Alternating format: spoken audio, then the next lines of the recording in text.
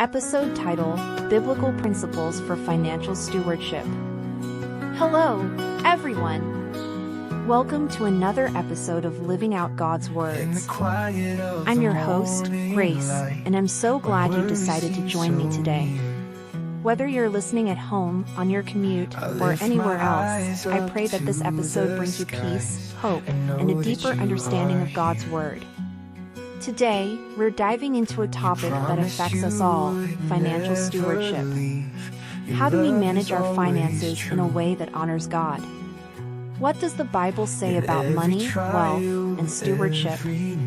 We'll explore these questions and more, offering insights from Scripture, sharing personal stories of answered prayers, and of course, spending some time in prayer together.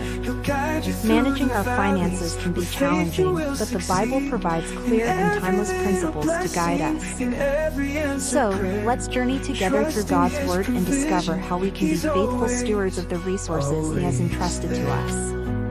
Stay with me as we uncover biblical wisdom on this important topic. Let's get started. Section 1, Understanding Stewardship.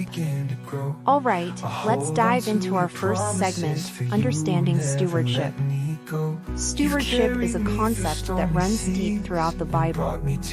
It starts with recognizing that everything we have belongs to God. Psalm 24 verse 1 tells us, "The earth is the Lord's, and everything in it, the world, and all who live in it." This means that our finances, like everything else, are ultimately God's. We are merely stewards, caretakers of what He has given us.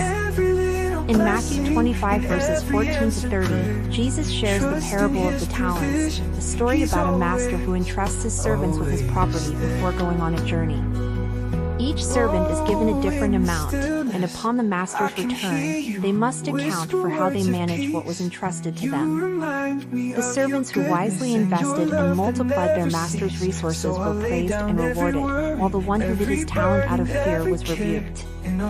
This parable teaches us several key principles about stewardship.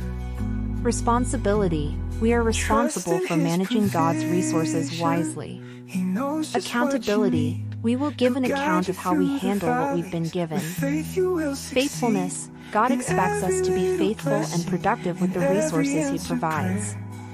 Being a good steward means making thoughtful, prayerful decisions about our finances. It means budgeting wisely, saving for the future, and being generous to those in need. Proverbs 21 verse 5 reminds us, "The plans of the diligent lead to profit as surely as haste leads to poverty." Diligence and careful planning are essential components of biblical stewardship. It's also important to note that stewardship is not just about avoiding debt or accumulating wealth. It's about aligning our financial practices with God's principles and purposes. When we do this, we not only honor God but also position ourselves to experience His blessings in our lives. Let me share a personal story about how applying these principles made a significant impact on my life. A few years ago, I was struggling with managing my finances. I prayed and sought guidance from Scripture, and I felt led to create a budget and be more intentional with my spending. As I faithfully followed these biblical principles, I began to see a transformation. Not only did my financial situation improve, but I also experienced a greater sense of peace and trust in God's provision. As we reflect on these principles, let's remember that God is our ultimate provider. When we acknowledge His ownership and faithfully steward what He has given us, we can trust that He will meet our needs and guide us in every financial decision. Section 2, Generosity and Giving. Welcome back! Now that we've explored the concept of stewardship, let's move on to another crucial aspect of financial management according to biblical principles, generosity and giving. The Bible is clear that we are called to be generous. Proverbs 11 verse 25 says, "A generous person will prosper. Whoever refreshes others will be refreshed." Generosity is not just a financial transaction, it's an act of worship and a reflection of God's character in us. God Himself is the ultimate giver, as shown in John 3 verse 16, "For God so loved the world that He gave His one and only Son, that whoever believes in Him shall not perish but have eternal life."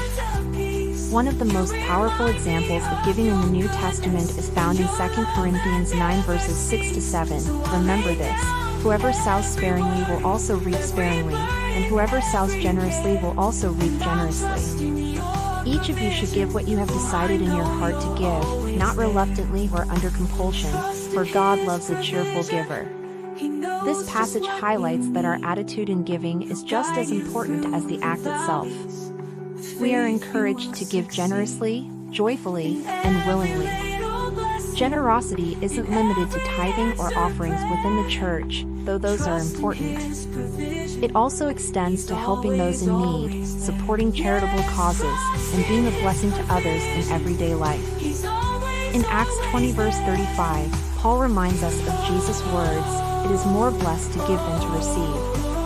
Let me share a story that illustrates the power of generous giving. There was a time when I felt prompted to support a family in our church who were going through a tough time.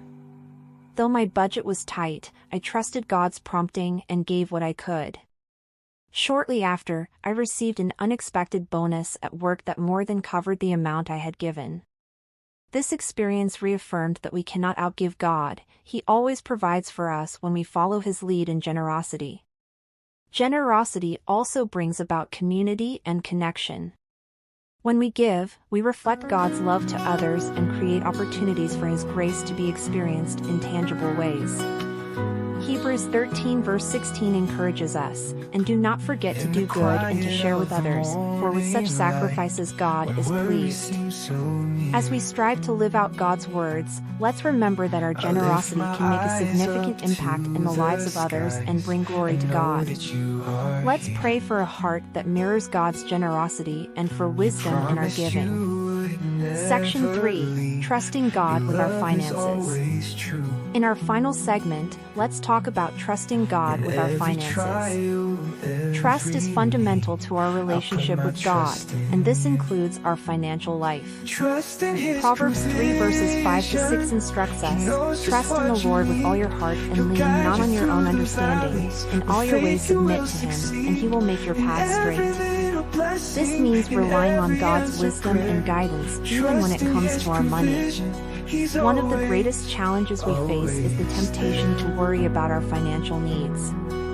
Jesus addresses this directly in Matthew 6 verses 25 to 34, where He urges us not to worry about our lives, what we will eat or drink, or what we will wear. Instead, He reminds us to seek first His kingdom and His righteousness, and all these things will be given to us as well.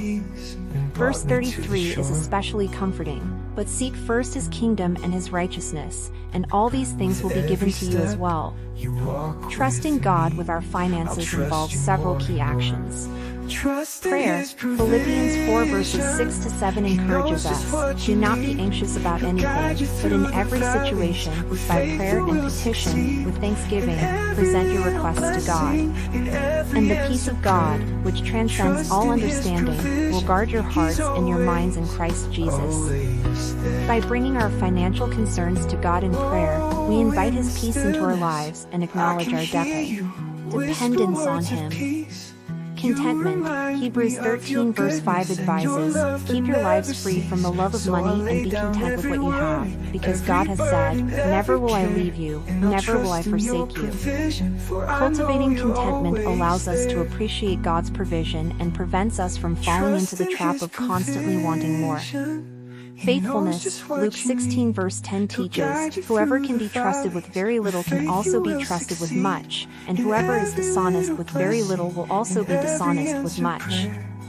Being faithful with what we have, whether little or much, shows God that we can be trusted with greater responsibilities and blessings. To illustrate the power of trusting God, let me share a testimony from a friend of mine. She faced a financial crisis when her business struggled, and she didn't know how she would make ends meet. She decided to fully trust God, praying for His provision and guidance. Miraculously, she received new business opportunities that not only helped her recover but also allowed her to thrive.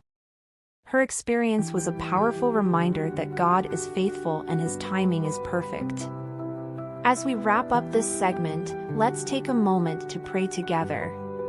Heavenly Father, we thank you for your provision and faithfulness. Help us to trust you with our finances and to seek your wisdom in all our decisions. Grant us peace in times of uncertainty and a generous heart that reflects your love. May we be faithful stewards of the resources you've given us, always seeking to honor you in everything we do. In Jesus' name, we pray. Amen. Outro.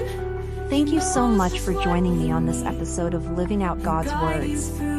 I hope our discussion on biblical principles for financial stewardship has been enlightening and encouraging for you. Remember, managing our finances in a way that honors God is not just about money, it's about trust, faithfulness, and generosity. As we continue to apply these principles, let's seek God's guidance in every decision, remain content with His provision, and always be generous to those around us. I pray that you experience God's blessings and peace in your financial journey. If you enjoyed this episode, please subscribe to the podcast and share it with your friends and family. Your support means so much to me and helps spread the message of God's love and wisdom. Don't forget to follow us on social media for updates and more inspirational content. And if you have any questions or stories to share about how these principles have impacted your life, I'd love to hear from you. You can reach out to me through our website or social media channels. Until next time, this is Grace, reminding you to live out God's words every day. May the Lord bless you and keep you. Take care and God bless.